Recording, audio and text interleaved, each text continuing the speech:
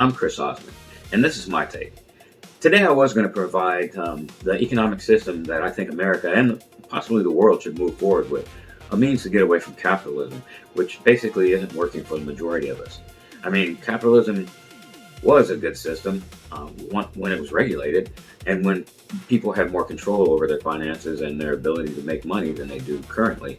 But in recent times, in the past few years, or past few decades actually, capitalism has become something that only the elite have control over. And they are not basically considering the benefits that the rest of us should have. They are basically looking out for their own well-being and forgetting that of the rest of us. So today, instead, I would like to provide a little more background information, just a means to provide context as far as when I do eventually present the economic system that I envision for the future.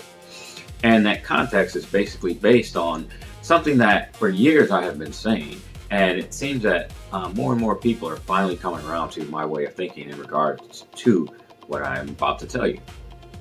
Until every man, woman, and especially child has everything that they need to survive, there should be no billionaires. Not a single one. There should just simply not be a billionaire. There are moral reasons, and there's practical reasons, and there's a matter of sustainability. The system we have now is just not sustainable. You can't have an economic system where an ever shrinking group of people, a minority of people, gets more and more, a greater percentage of the income that's available in the world. And a larger portion of people have to fight amongst themselves and go into debt just to pay bills, just to pay for their medicine, for their health care, for their food, for everything. That just doesn't make sense. It's not sustainable. It is what caused the French Revolution, or one of the primary causes for the French Revolution. So, when I say there should be no billionaires, the reason I say this is because if every person that is in your society is not well taken care of, why should there be people who give in excess of what they need? It doesn't make sense. Now, I'm not committing to or calling for any kind of socialism, which I'm sure a lot of people will cry out and say that that's what, basically I'm calling for. In my system, it will allow for excess. It will allow for excess, but it won't allow for that excess to be at the expense of millions of people. And to be a billionaire, your money does impact and cause harm to millions of other people. And as a billionaire, you have the resources and the wherewithal to basically look out amongst your peers, amongst the rest of humanity, and discern how much harm your excess is causing the rest of us. Just consider it like this. $1 million used to be something that people could live on for the rest of their life. In the past, you could just live on the interest generated by that $1 million. It was enough to get money to where you would never even have to touch that principal amount of $1 million. You could just live off of the interest provided through the banks or investments. And now, that's not really something that most people could consider attainable. I don't think most people could live off $1 million for the rest of their lives. So now, that money, you have to have $10 million or $100 million or even more. But how do you get to that point? How do most people get to that point when billionaires are basically soaking up all of the money or a greater percentage of the money? Just think about something like this. It's kind of been documented. If you look at the Forbes 400 richest Americans, I think it was America. It was limited to America. But possibly it might be the world. That, maybe it switched over to the richest people in the world. But when it was initiated, when that annual edition of that magazine was initiated, it was the Forbes 400 richest Americans.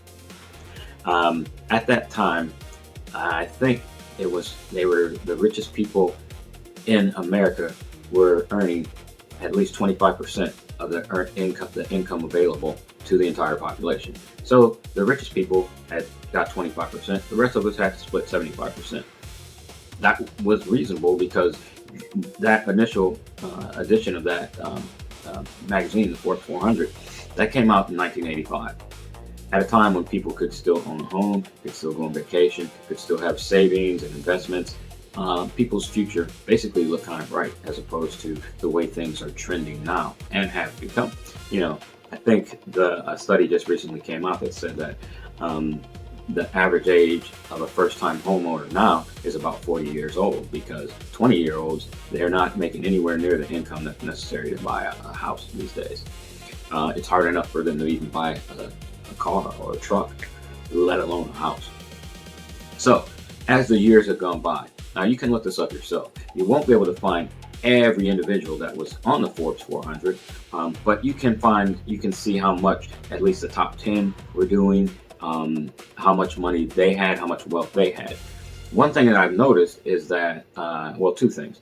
First off, the percentage of income that the wealthiest amongst us were able to get before the rest of us got our share has increased.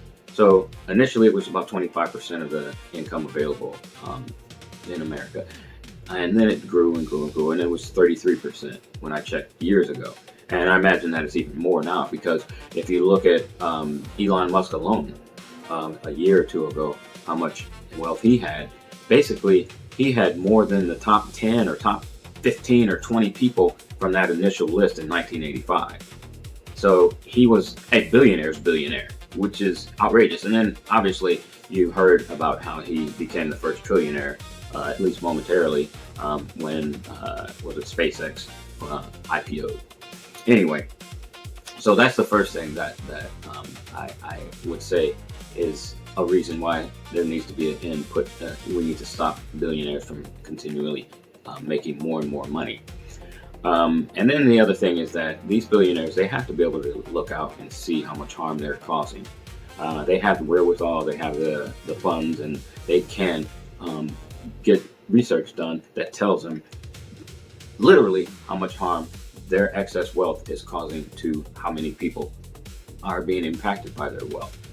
And just, you know, I think just if they just look out at the world and see the way it's trending, they should be able to determine that their wealth is in fact causing harm. And when they do that, why would they avoid making any changes or trying to put a halt to it? That kind of makes them individuals that don't care about what's going on with the rest of the world. Just think about that. We have a group of people who don't seem to care about anybody else in society. There's a name for that, but I'll leave that up for you to determine what that name would be. So basically, the justification for not having billionaires outweighs the justification for those people to be allowed to continue to get that money. The justification for them not being as rich as they are is that we basically will wrest some of the control that they have over the rest of us away from them. And I think that we can basically arguably look at what they have done with all of that control that they do have. Again, let's look at Elon Musk. He basically worked his way into the government, and it wasn't because he worked his way up through the ranks of the government. It was simply because he was a billionaire and he was able to donate to someone's campaign. In this case, Donald Trump. He was able to donate, and therefore he was able to have influence. And he created Doge, and Doge went about tearing down all these government agencies because they were calling them inefficient. Turns out we do actually need the inspectors at the FDA, so we don't die of diarrhea. Turns out that the Department of Justice actually does need to have good lawyers. And, you know, from what I've heard, those lawyers, or at least the good ones, the honest ones, are leaving en masse. Imagine that there are still some good lawyers at the Department of Justice, but if you listen to any independent media sources nowadays, they are all complaining about how a lot of lawyers have left that department, and the Department of Justice no longer has the prestige that it once held. It used to be deemed one of the most honest and just agencies in the government. Now, not so much. So we need to basically take away the control that billions of dollars provide to these people, because it's only creating more harm to the rest of us. It's causing us to have medical debt that we can't pay for. So our health is at jeopardy. And this is not what was promised in our Declaration of Independence. You know, we're supposed to be able to live with, you know, and be happy under our declared independence. And I don't think you can be happy if you're always worried about the debt that accompanies any medical bills, which can't seem to be separated these days in America. So, to be honest, I've looked, and I've only been able to find one billionaire who even had any kind of conscience, who even had any kind of moral clarity to realize that he did not need all that money and that he should not have all of that money. Look it up. His name is Charles Feeney, and he gave away $7.5 billion years ago. I mean, he kept enough for his family to survive off of, but he basically set up an agency that was providing various charities the money so that he could donate all of his wealth to those charities. And on top of that, he was finding difficulty finding charities when he was down to his last $1.5 billion. They were basically set up to find charities. You could not apply to his charity to ask for money. It was that his agency would go out and seek out those charities that were doing good work and providing good service, to the community. And like I said, he had difficulty giving his final $1.5 billion away, but I read a couple years ago that he did accomplish that goal.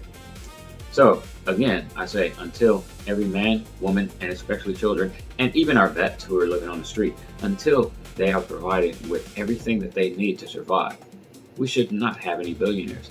And maybe we shouldn't even have a certain level of millionaires either.